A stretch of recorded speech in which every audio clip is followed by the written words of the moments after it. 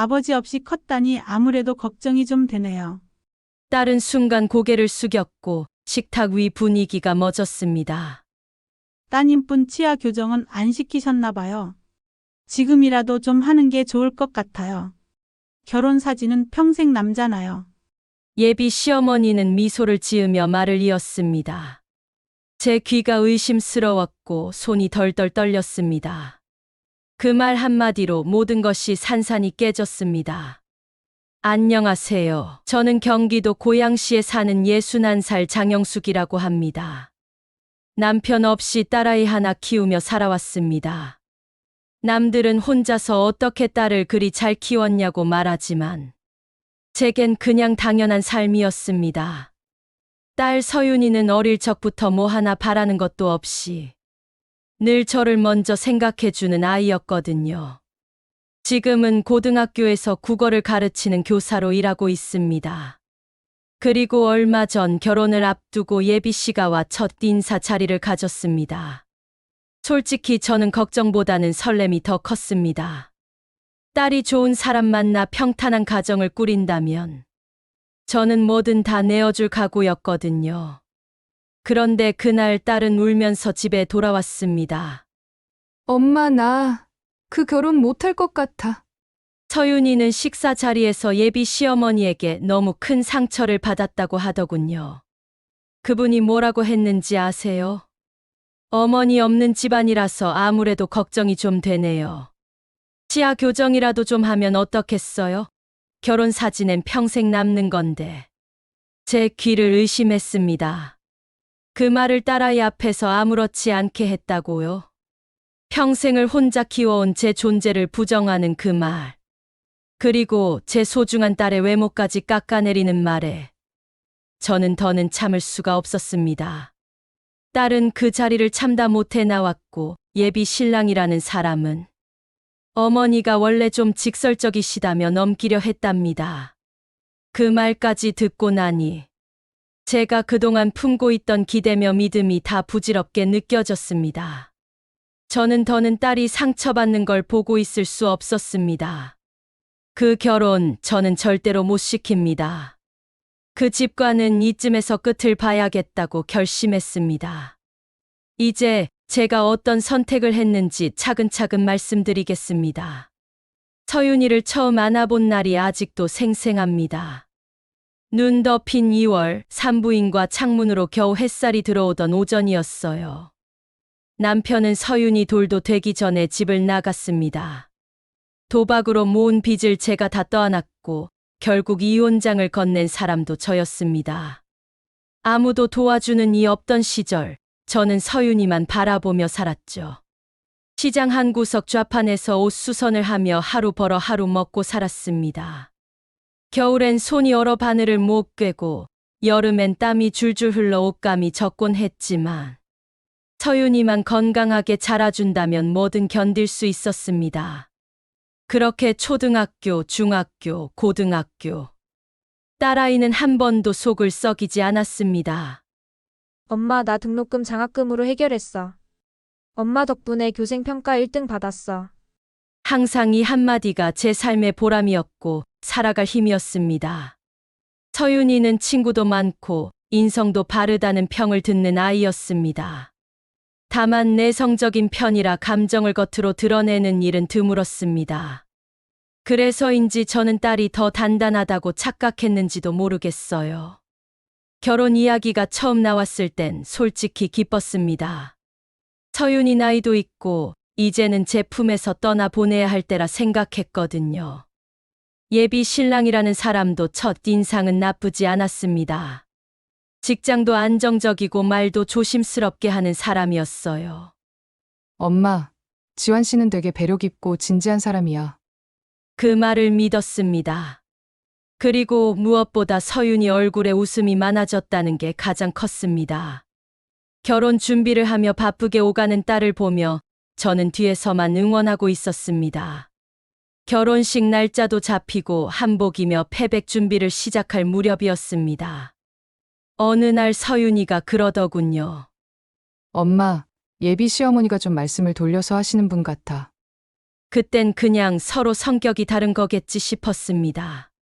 워낙 시가라는 게 조심스럽고 불편한 자리가 많으니까요. 하지만 그 말이 계속 마음에 걸렸습니다. 식사 자리에 함께 가자는 말을 꺼내려다 괜히 부담 줄까 싶어 말았습니다. 사람 좋다는 첫인상이 오래 가지 않는다는 걸. 그때는 몰랐습니다. 서윤이에게 생긴 미묘한 변화들. 말수가 줄고 자주 한숨을 쉬며 핸드폰을 보다 말고 지우는 그 눈빛. 엄마, 나 괜찮아. 그냥 결혼 준비가 정신없어서 그래. 그 말 뒤에 숨은 무언가를 저는 알아차리지 못했습니다. 딸이 참는 성격이라는 걸 알면서도 그날 예비 씨가 식사 자리에서 어떤 일이 있었는지 정확히 알기 전까지는 상상도 못했습니다. 어머니 없는 집안이라 걱정된다. 치아 교정이라도 좀 하면 어떻겠냐. 이런 말을 듣고도 웃으며 앉아 있을 사람이 세상에 있을까요? 그런데 그 자리에 있던 제 딸은 웃으며 참았답니다. 식당을 나서서 차 안에서 그제야 참았던 눈물이 터졌다고요. 그 얘기를 들은 순간 제 손끝이 떨리더군요. 아무 말 없이 제 옆에 있어주던 딸에게 이런 상처를 남긴 사람들 앞에서 제가 가만히 있어야 하나 싶었습니다. 그날 밤 저는 결심했습니다. 그 결혼 없던 일로 만들어야겠다고요. 제 딸이 당한 모욕에 대해 반드시 똑같이 돌려주겠다고 말입니다. 그날은 토요일 오후였습니다. 서윤이는 예비 시어머니가 식사 자리를 마련했다며 점심 약속이 있다고 나섰습니다. 엄마, 지환 씨 어머니가 한식 좋아하신다길래 깔끔한데 예약했대. 그래, 몸 조심하고 괜히 무리하지 말고. 딸의 얼굴에 억지 웃음이 걸려 있다는 걸 그땐 미처 알아채지 못했습니다. 오후 2시쯤 휴대폰이 울렸습니다. 서윤이었습니다. 그런데 전화를 받기 전부터 묘한 예감이 들었습니다. 딸의 목소리는 떨려 있었고 울음을 참으려는 숨소리가 들렸습니다. 엄마, 나 집에 갈게. 무슨 일이야? 목소리가 왜 그래? 그냥 좀 힘들어서. 문이 열리고 딸이 들어섰을 때 눈이 벌겋게 부어 있었고 입술은 꾹 다문 채였습니다. 저는 묻지도 않고 따뜻한 물부터 건넸습니다. 서윤이는 물을 들이켜고 한참을 말없이 앉아 있다가 조심스레 입을 열었습니다. 엄마, 지환 씨 어머니가 나보고 아버지 없이 자란 집이라 걱정된다고 했어. 그 말에 저는 손에 들고 있던 컵을 내려놓았습니다. 심장이 철렁 내려앉았습니다. 정확히 뭐라고 하셨는데? 요즘은 결혼이 두 집안의 만남이잖아요. 그런데 친정 아버지가 안 계시다니까 조금 걱정이 되네요. 이런 식으로 웃으면서요. 입에 웃음을 걸친 채 사람 마음을 후벼 파는 말. 그게 얼마나 잔인한 표현인지 딸은 이미 알아차리고 있었습니다.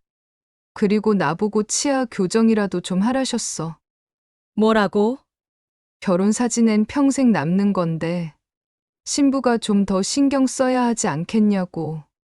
딸이 입을 다물고 눈을 떨구는 모습을 보며 저는 가슴이 찢어지는 것 같았습니다. 그동안 딸과 저는 부유하진 않아도 웃음이 끊이지 않는 단란한 가정을 지켜왔습니다. 그 말을 듣고 지환 씨는 뭐라고 했니? 그냥 옆에서 웃으면서 엄마 좀 너무하시네 하고 말았어. 그 자리에서 딸은 웃으며 참았다고 했습니다. 그런 말을 듣고도 신랑 될 사람은 말리기는커녕 그저 넘기기 바빴다니 저는 더는 참을 수가 없었습니다. 서윤아, 예전에 말한 적 있지? 너 태어났을 때 내가 있어 내가 살아갈 이유가 생겼다고. 응. 그런 너를 누구도 그렇게 대하게 두지 않을 거야. 절대 안 돼. 딸은 제 손을 꼭 잡았습니다. 눈빛엔 미안함과 안도감이 동시에 담겨 있었습니다. 딸이 자리를 박차고 나오기 전까지 참아야 했던 그 모든 순간을 이제는 제가 바로잡아야 할 차례였습니다. 그 집에 직접 가서 얘기해야겠다. 엄마, 그러지 마. 괜히 더 복잡해질까봐. 아니야. 이건 사람이 사람에게 해서는 안 되는 말이야. 그리고 내가 어떤 집에서 자랐는지 모르는 사람한테는 더더욱. 그날 밤 서윤이는 제게 조심스럽게 물었습니다. 엄마 정말 이 결혼 없던 일로 할 수 있을까? 왜? 아까 그 말 듣고도 마음이 남아 있어? 아니, 그냥 내가 너무 쉽게 포기하는 건 아닐까 싶어서. 저는 딸의 손을 꼭 잡고 말했습니다. 내가 포기하는 게 아니야. 놓아야 할 걸 놓는 거지. 그게 내 인생을 더 단단하게 지키는 방법이야. 그 말에 서윤이는 처음으로 고개를 끄덕였습니다. 그리고 다음 날 딸은 직접 지환에게 전화를 걸어 결혼을 취소하겠다고 말했습니다. 미안해. 우리 그냥 여기까지만 하자. 지환은 믿기지 않는다는 반응이었습니다. 갑자기 왜 그래? 엄마가 말 좀 심하게 한 것 같고 너무 예민하게 굴지 마. 너도 그 자리에 있었잖아. 그 말이 어떤 의미였는지 몰랐다고 하지 마. 서윤아, 너 진짜 이럴 거야? 하지만 딸은 흔들리지 않았습니다. 나는 이미 너무 상처받았고 더 이상 엮이고 싶지 않아. 그 통화를 끝으로 결혼 준비는 모두 중단되었습니다. 한복이며 청첩장이며 예약했던 식장도 모두 정리했죠. 마음은 허전했지만 동시에 평온함도 있었습니다. 딸은 처음으로 자기 결정을 주도했고, 저는 그걸 곁에서 지켜보며 자랑스러웠습니다. 며칠 뒤, 저는 조용히 지환의 메시지를 캡처해 뒀던 딸의 휴대폰을 다시 들여다봤습니다. 그 속엔 확실한 증거들이 남아 있었습니다. 박미정이라는 여성과 주고받은 수많은 문자가 있었고, 데이트 사진이며 간접적인 애정 표현도 담겨 있었죠. 처음엔 딸도 말렸습니다. 엄마, 그냥 끝난 일이야. 이제 그만 잊자. 하지만 저는 달랐습니다. 그래서 그 사람은 지금도 아무렇지 않게 살아가겠지. 우리가 당한 건 상처지만 그 사람은 그걸 실수로 넘기잖아. 이건 우리가 잊고 넘기면 안 되는 일이야. 딸은 조용히 고개를 숙였고 이내 말했습니다. 그럼 엄마가 하고 싶은 대로 해. 그 순간부터 저는 움직이기 시작했습니다. 먼저 박미정 씨에게 연락을 취했습니다. 정중한 어조로 지환이의 결혼 사실을 알고 있는지 물었습니다. 답장은 뜻밖이게도 이렇게 돌아왔습니다. 결혼이라고요?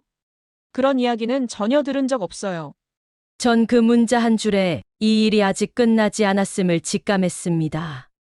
지환은 두 사람 모두에게 진실을 숨긴 채 자신의 필요에 따라 말을 바꾸고 있었던 겁니다. 그리고 결정적으로 며칠 뒤 서윤이 직장으로 예비 시어머니가 찾아왔습니다.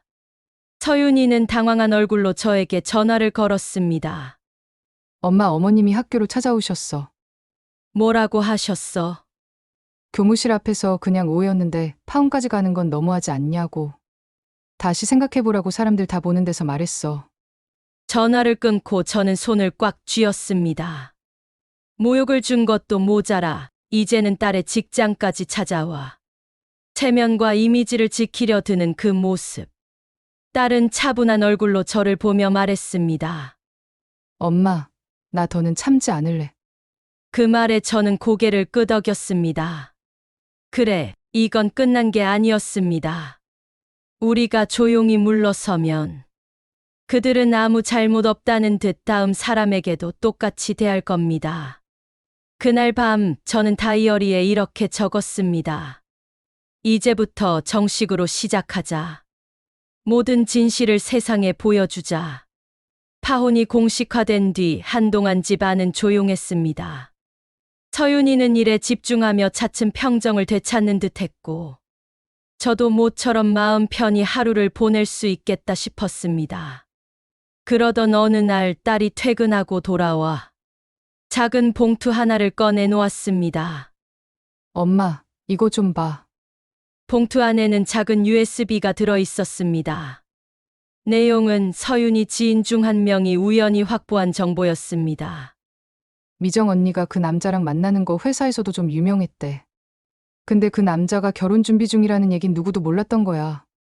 파일을 열자 지환이와 박미정이라는 여성이 함께 있는 사진들이 차례로 뜨기 시작했습니다. 평범한 카페, 극장, 여행지. 특히 어떤 사진은 지환이 미정의 어깨에 팔을 두르고 있었고, 다른 사진에선 가족처럼 한자리에 앉아 식사 중인 모습도 담겨 있었습니다. 이건 가볍게 만난 정도가 아니잖아. 그 말을 들은 서유는 씁쓸하게 웃었습니다. 그럼에도 불구하고 끝까지 거짓말하려고 했다는 게 더 무서워. 저는 그제야 확신했습니다. 그 집안은 처음부터 우리를 검사했을 뿐, 한 번도 진심으로 가족이 되려 하지 않았다는 걸.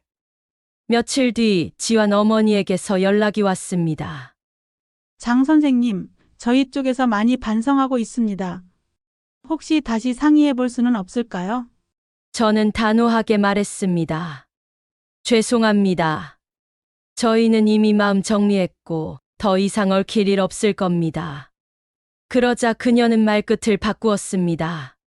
그래도 지환이가 요즘 많이 힘들어하네요. 그 애가 뭐 대단한 실수라도 한 것도 아니고. 서윤 씨도 너무 냉정한 거 아닐까요? 그 말을 듣고 저는 더는 감정을 숨기지 않았습니다. 그 대단하지 않다는 실수 덕분에 제 딸은 매일 울었습니다. 그리고 지금도 그 집안은 아무런 책임도 지지 않으려 하잖아요. 통화를 마친 뒤 저는 서윤에게 말했습니다. 지금이라도 모든 증거를 정리하자. 혹시라도 그쪽에서 우리를 이상하게 몰고 가려 하면 우리는 진실로 대응하자.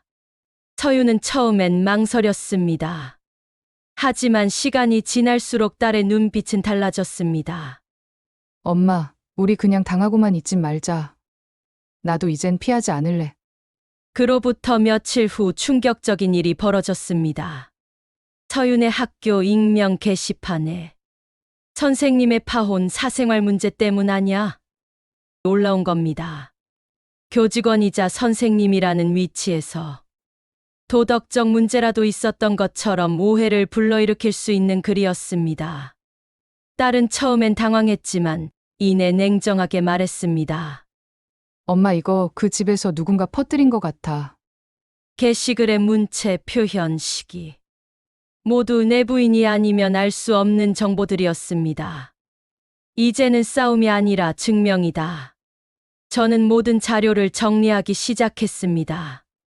결혼 전 주고받은 문자 캡, 지환의 바람을 증명할 사진 일치. 시가와 나눈 대화 녹음 파일. 이건 단순한 감정 싸움이 아닙니다. 명예와 인생, 그리고 앞으로 살아갈 딸의 자존을 지키기 위한 싸움이었습니다. 그리고 그날 밤, 딸이 조용히 제 방으로 와 말했습니다. 엄마 나 변호사 만나볼까? 그래. 더 이상 참을 이유가 없어. 서윤이는 평소보다 일찍 퇴근했습니다. 말없이 식탁에 앉은 딸은 조금 망설이다 조심스럽게 말했습니다. 엄마, 오늘 변호사 사무실 다녀왔어. 저는 고개를 끄덕이며 묻지 않았습니다. 말을 꺼내는 것 자체가 얼마나 큰 결심이었는지 알았기 때문입니다. 변호사님이 그러셨어.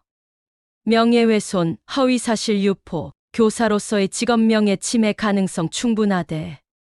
그럼 대응할 수 있다는 말이야? 정식으로 내용 증명부터 보내자고 하셨어. 딸의 얼굴은 지쳐 있었지만 눈빛만은 흔들리지 않았습니다. 우린 그날 밤 자료를 다시 한번 정리했습니다.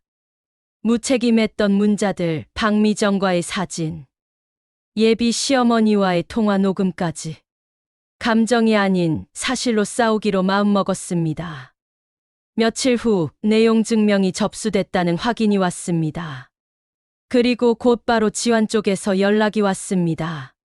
서윤아, 이건 너무한 거 아니야? 우리 이렇게 끝낼 사이였어? 엄마가 너무 오버했을 뿐이야. 내가 진짜 이걸 법까지 가겠다는 거야? 딸은 조용히 대답했습니다.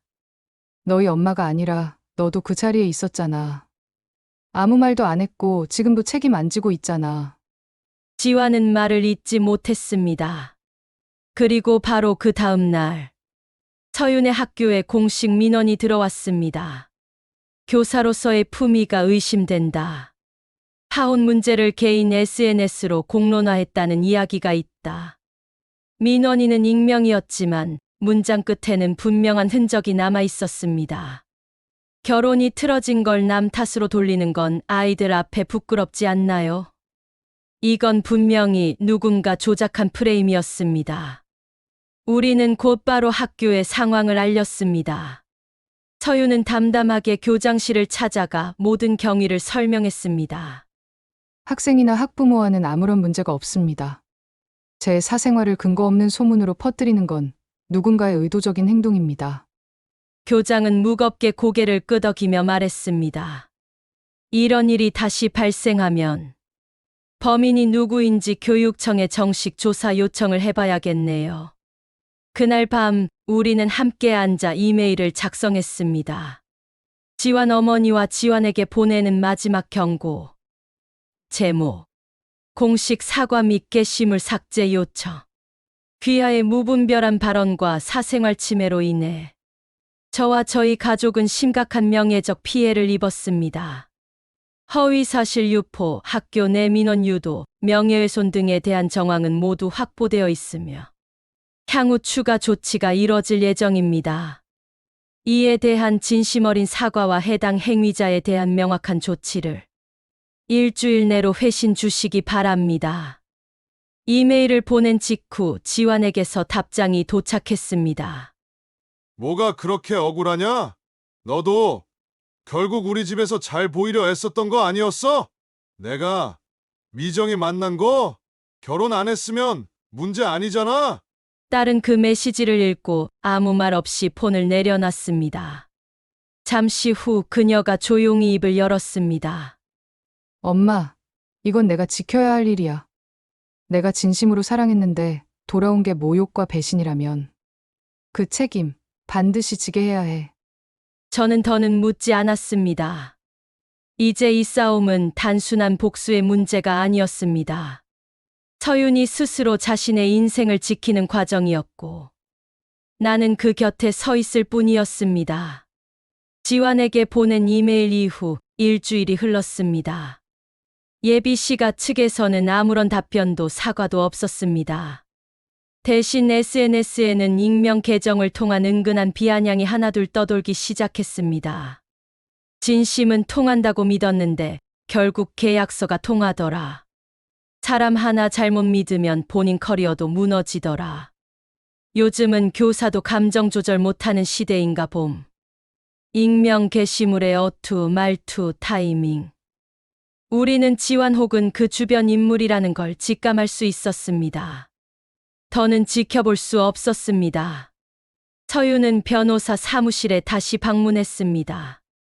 명예훼손, 모욕죄, 업무방해 가능성까지 포함해서 정식으로 고소장을 접수해 주세요.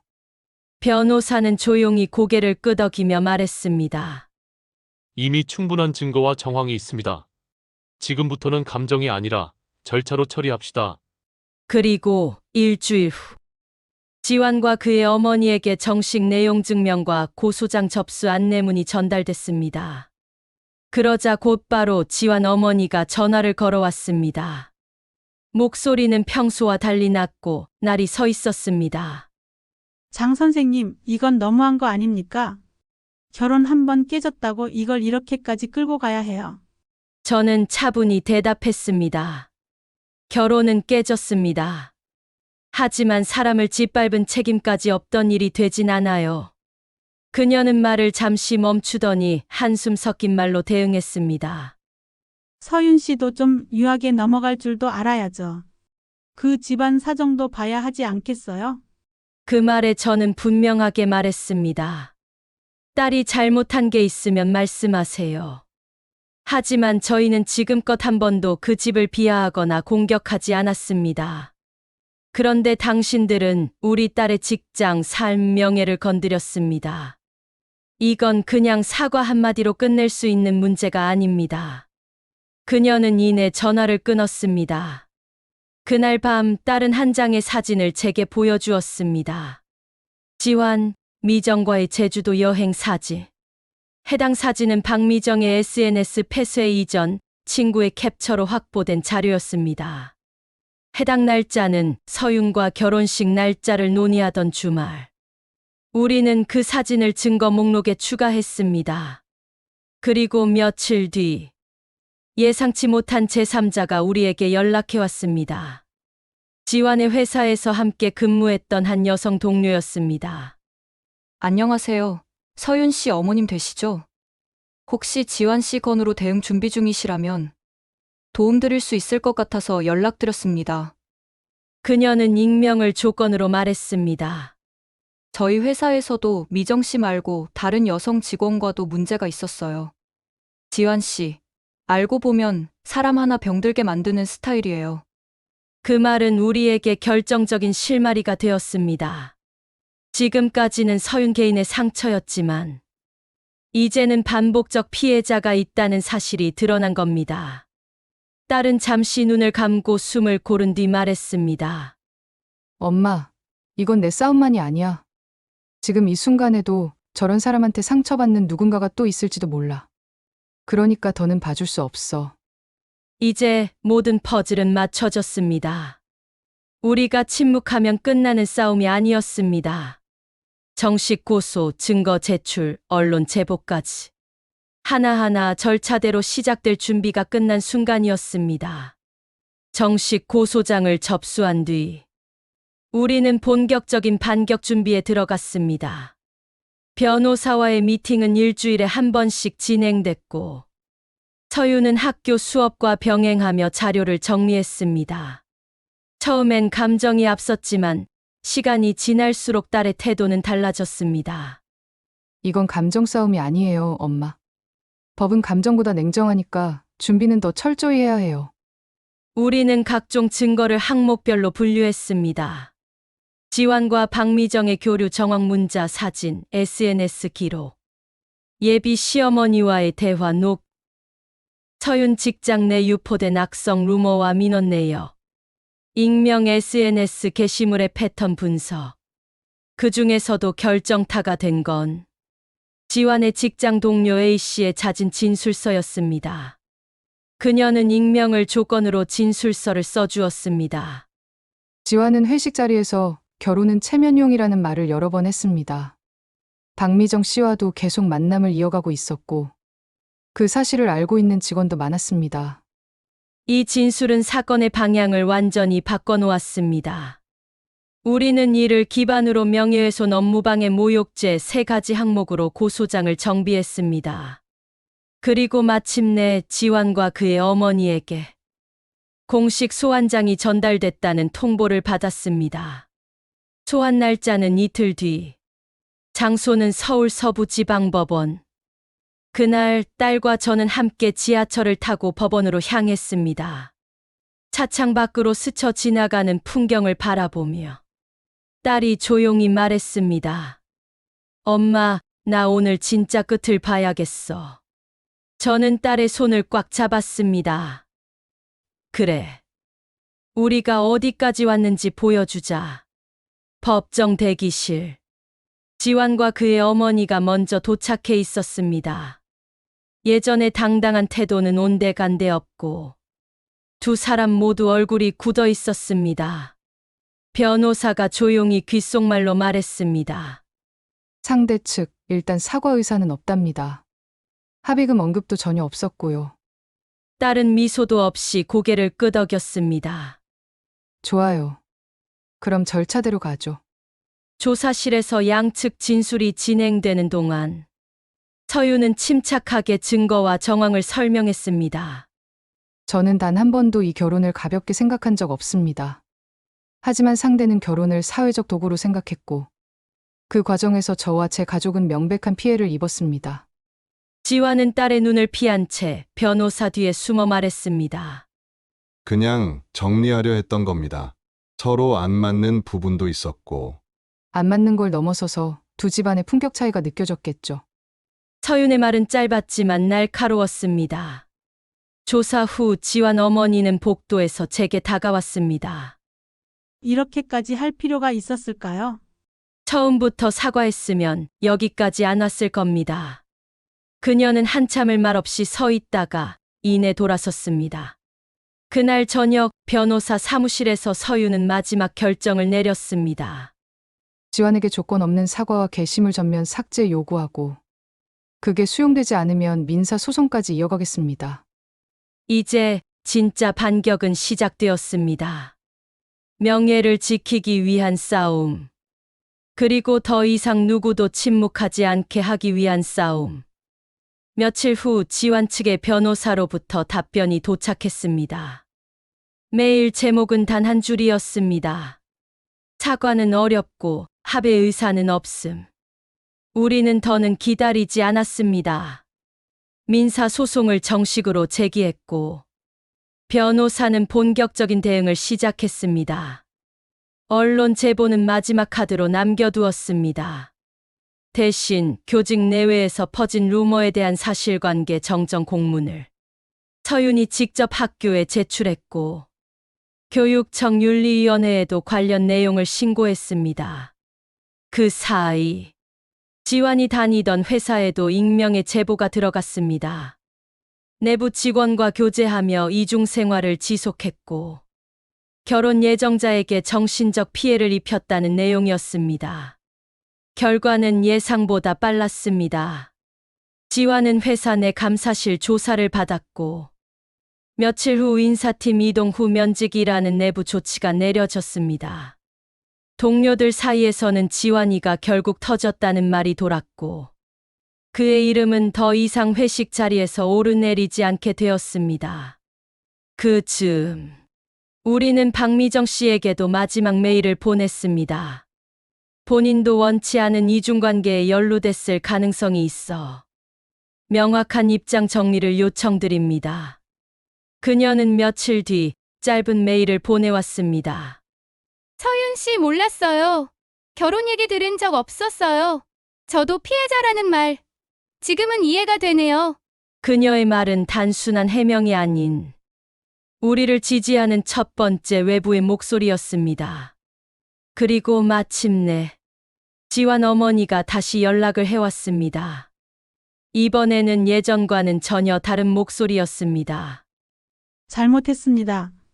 제가 너무 늦게 깨달았어요. 서윤이한테 정말 미안하다고 전해주세요. 그녀는 그간의 게시물, 루머에 대해 직접적으로 개입한 적은 없다고 주장했지만 우리는 명백히 말했습니다. 그 침묵과 방관도 책임입니다. 그녀는 조용히 고개를 끄덕였습니다. 며칠 후 지환 측은 민사합의금과 공식 사과문 게재를 조건으로 소송 취하를 요청해왔습니다. 그러나 서윤은 단호하게 말했습니다. 돈으로 사과받을 생각 없어요. 이건 합의가 아니라 정리입니다. 우리는 최소한의 조정 조건만 수용했습니다. 첫 번째, 지환 측의 공식 사과문 공개. 두 번째, 명예훼손 게시물 전면 삭제. 세 번째, 교육청과 학교 측의 정정보도 전달. 그리고 그 모든 것이 완료된 그날, 딸은 깊은 숨을 내쉬었습니다. 이제야 진짜 끝났구나. 그녀는 피해자로 남지 않았습니다. 상처를 가만히 참는 대신 제 힘으로 진실을 드러내고 존엄을 지킨 사람이 되었습니다. 마지막으로 서윤은 자신의 경험을 글로 정리해 한 교직 잡지에 기고했습니다. 모욕은 입술에서 시작되지만 존엄은 행동에서 지켜집니다. 저는 이제 더는 피해자가 아닙니다. 제 이름을, 제 삶을 다시 품에 안았습니다. 이 글은 교직 커뮤니티에서 큰 반향을 일으켰고 서윤이는 조용하지만 단단한 지지를 받게 되었습니다. 서윤이는 다시 일상으로 돌아왔습니다. 매일 아침 교실을 밝히는 목소리로 학생들과 인사를 나누고 방과 후에는 후배 교사들과 수업 방법을 논의하며 웃음이 잦아졌습니다. 서윤이는 더 이상 움츠러들지 않고 나도 누릴 권리가 있다는 사실을 조금씩 스스로 확신해 가고 있습니다. 저 영숙도 다시 제 안정을 찾아가고 있습니다. 시장 좌판 일을 천천히 다시 시작했고, 하루에 옷 하나씩 수선하며 손님과 담소도 나눕니다. 그 속에서 딸 이야기도 자연스럽게 꺼내곤 하지요. 주말엔 저희 두 사람이 함께 차 한 잔씩 마시며 꽃집 구경, 동네 산책을 즐깁니다. 우리는 이렇게 이야기했습니다. 외모나 배경으로 상처받았던 것도 아프지만 더 잔인했던 건 아무런 대응 없이 참는 일이었지. 지금은 피해자가 아니라 온전한 인간으로 다시 세워진 느낌입니다. 이 싸움은 남에게 보여주기 위한 것이 아니라 자신의 존엄을 지키기 위한 선택이었음을 깨달았습니다. 모녀는 앞으로도 조용하지만 단단하게 살아갈 마음입니다. 서로에 대한 믿음, 그리고 상처에도 흔들리지 않는 내면의 힘을 배웠기에 여러분께도 전하고 싶습니다. 작은 말 한마디가 얼마나 큰 상처가 될 수 있는지요. 하지만 권리를 지키는 단호함이 더욱 중요하다는 것을요. 삶에서 반복되는 부당함 앞에 우리는 무너지지 않아야 합니다. 작은 말 한마디가 큰 불씨가 될 수 있다는 걸 우리는 배웠습니다. 그리고 상처받았다는 이유로 꼭 피해자일 필요는 없다는 것도요. 잘못된 말 한마디가 아니라 이를 견디지 않는 당신의 용기가 기억됩니다. 오늘 이야기가 누군가에게는 위로가, 또 누군가에게는 작은 용기가 되었길 바랍니다. 상처는 지나가지만 그 위에 우리가 세운 존엄과 용기는 오래 남습니다. 다음에도 따뜻한 위로와 조금은 과감한 경고를 담은 이야기를 들고 오겠습니다. 끝까지 시청해 주셔서 진심으로 감사드리고요. 좋은 하루 되시길 바랍니다.